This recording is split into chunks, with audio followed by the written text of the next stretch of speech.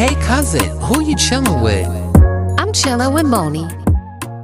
Hey cousins, welcome back to the crib. Your favorite cousin MONIE here.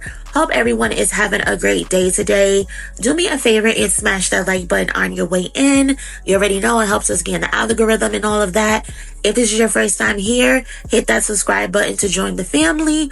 Over here, we get into the trending topics, the entertainment, music, a little bit of the mess and the meaning behind it all.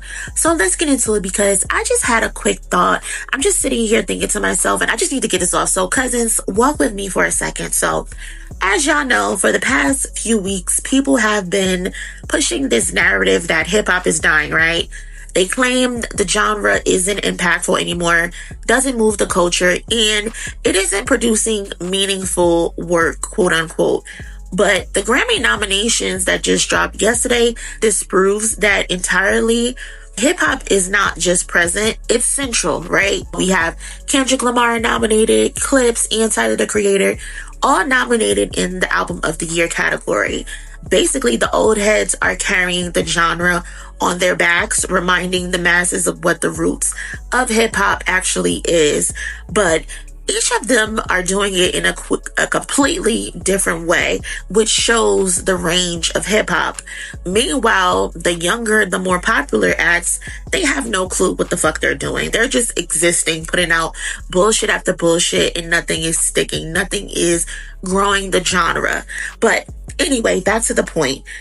This is a cultural milestone to have 3 rap albums nominated in the Album of the Year category, coming off of a quote-unquote couple down years. And it's absolutely worth celebrating. To be acknowledged at the highest level of music recognition, again, is monumental. But now, with all of that excitement, right, I think we need to come back down to earth for a moment, especially the kinfolks, because the inclusion of 3 hip-hop albums in the category now introduces real complications for everyone involved, but especially for Kendrick Lamar. And I'm going to tell you why, but let's be very clear. Kendrick, to me, in my opinion, is the front runner and should win this with ease. The music, the impact, the execution, the cultural dominance, he has it all. GNX is the album of the year to me. However, with 3 hip-hop albums in the category now, the rap vote will unfortunately be split between Kendrick, Clips, and Tyler. Meanwhile, the pop vote is going to be split between Lady Gaga, Sabrina Carpenter, and Justin Bieber. And the only voting block currently moving as one is expanding the Latin Grammy voting base. Now they are eligible to vote in the general categories. Combine that with Bad Bunny's upcoming Super Bowl performance, he now becomes the most unified competitor in this entire lineup. He has the edge. Right now, he appears to have the Album of the Year award on lock, basically, if the vote continues in a split, right? And we've seen this happen before, unfortunately, to Kendrick. Similar situation happened in 2018 when Kendrick's Damn lost Album of the Year after votes split between Awaken My Love, which was Childish Gambino, and 444 by Jay-Z, with the rap vote being divided. So then 24K Magic by Bruno Mars was the non-split candidate and swept in and won the award. So hopefully this does not happen again, but it could possibly happen. And still, people were like, oh, the chart dominance. Yes, Kendrick dominated the charts, right? 3 weeks at number 1 on the Billboard 200, 7 weeks in the top 2, I believe, 15 plus weeks in the top 5. Luther and Squabble Up both hit number 1. He had 8 of the top 10 spots on the Billboard Hot 100 with the debut. All of the songs charted within the top 25 or 27, I believe. And Luther became the longest running number 1 of the decade for 13 weeks. Then you follow that up with the Super Bowl halftime show and a national stadium tour. The influence is crazy. It's more than influence, it's domination. But then there's the narratives forming around this race, because this is where things can get messy. There's already this growing industry narrative suggesting that Lady Gaga deserves to win simply because it's her turn or because she hasn't won before. So please let her have it. The album itself did not have the cultural weight to justify this type of push. In my opinion, the album, first of all, love me some Lady Gaga, love Stephanie, right? But the album Mayhem was lukewarm, and it was sustained mostly by having a cult fan base, not because the shit was monumental. And please do not bring up the show on the beach. If you swapped out Lady Gaga and replaced her with any other mainstream pop star, the reception would have been identical. So I don't want to hear that about that performance on the beach. Like, save it. Then there's the narrative of the Clips should win Rap Album of the Year, while Kendrick should win Album of the Year. As if the two outcomes make sense next to each other. That point is not logical. It's not common sense. It does not work. Why would you have the Clips win the rap album versus Kendrick, then make him win the all genres when the Clips is nominated in the all genres as well? Like, that just does not make sense. Anybody trying to push this is pandering at the end of the day. And it gets even nastier when publications join in to sway public opinion because they know public opinion influences voting rooms. Favor for favor culture is a very real thing. You scratch my back, I scratch your back. And unfortunately, Kendrick does not play that game, which is exactly why certain platforms hold this quiet resentment towards him, and he refuses to trade access to him in his space for praise, which is very honorable at the end of the day. And this is where the conversation kind of shifts to his legacy to me, because by far, this is not Kendrick's best album at all. And it's kind of similar in the same way with Cowboy Carter isn't Beyonce's best album.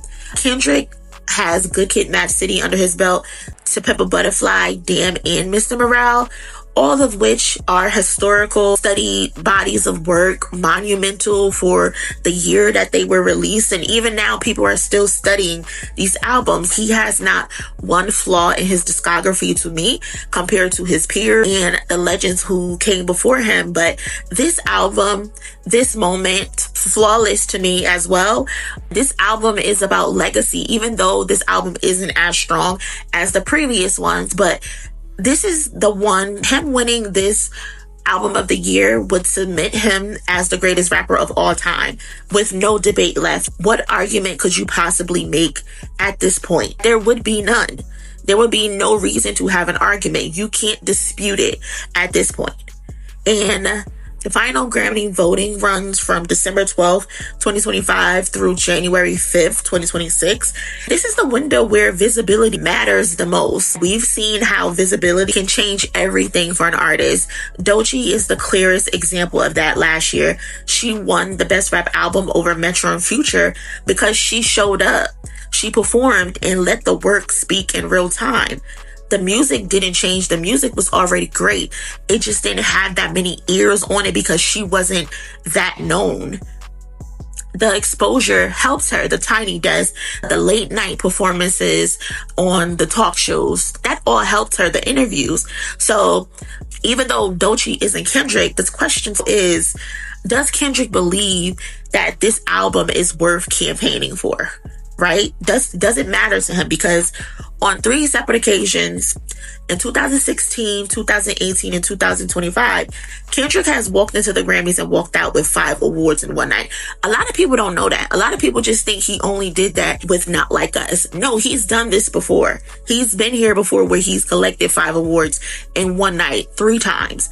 And he has a chance to do that again and become the most awarded rapper in Grammy history, surpassing Kanye West in either tying Jay-Z or completely passing him to stand on top of the mountain alone. So what's the plan? Does he just let the cards fall where they may, or do he pop out and show niggas? Like, we don't know which way he's gonna go. And if he does, give us 2 music videos. You have them. Maybe I shouldn't be saying that, allegedly, but you have them. Let them go and make one of them the Bodies snippet, the tiramisu, whatever you want to call it. And then too, he could also pull up on SNL, and don't get in my comments saying, oh, he's touring, he's busy. He has done this before, y'all. He's done it before. During the Big Steppers tour in 2022, he took a break during tour, September 17th, and he was off until like October 7th. And then in between that time, he hit up the Nell and he performed Father Time, Rich Spirit in 95, and he was back on stage in Amsterdam the following 1 or 2 weeks. So it's not impossible. It's simply, does he want to do it? Does Kendrick and Dave Free believe it's worth it at the end of the day? And if Kendrick really wants to flip the Latin vote conversation, somebody needs to call Drea. Somebody need to call Peso. I'm not gonna call Lefty Gunplay, but they need to get on their Zoom, because Bad Bunny is not the only one with the Latino Uno reverse card in his back pocket. GNX has Latin influences as well. Let's use that benefit, okay? So again, the question is not, can Kendrick win? Because he can. The question is, does he care enough to make the win undeniable, clear, no debate? I don't know. Maybe we'll find out on the next episode of Dragon Ball Z. I don't know. But cousins, thank y'all for listening to me rant. I'm not even going to edit this fucking video. I just wanted to get my thoughts off. If you can, please like the video, subscribe to the channel, and I will catch y'all in my next one. Later. Hey cousin, who you chilling with? I'm chilling with MONIE.